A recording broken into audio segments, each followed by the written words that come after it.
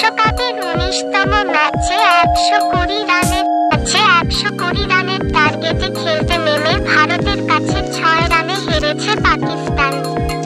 পাকিস্তানের বোলারদের কাছে ভারতীয় ব্যাটাররা নাস্তানাবুদ হওয়ার পর ১১৯ রানে ১৯ ওভারে অল আউট হয়েছিল ভারত। অনেকেই ভেবেছিলেন পাকিস্তান সহজ জয় তুলে নেবে, তবে বাবর আজমদের সহজ কাজটা করতে দেননি যশপ্রীত বুমরাহ, মোহাম্মদ সিরাজ আর হার্দিক পান্ডিয়ারা। তাদের তোপে পাকিস্তান নির্ধারিত ২০ ওভারে ৭ উইকেট হারিয়ে তুলতে পেরেছে ১১৩ রান। ৬ রানে হার নিয়ে বিশ্বকাপের পরের রাউন্ডে যাওয়ার স্বপ্নই ফিকে হয়ে আসছে বাবরদের।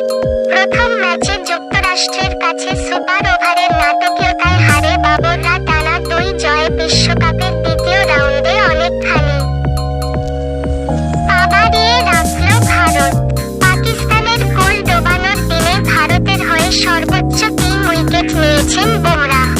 ৪ ওভার বল করে এই পেসার দিয়েছেন মাত্র ১৫ রান। পাকিস্তানের হয়ে সর্বোচ্চ ইনিংস খেলেছেন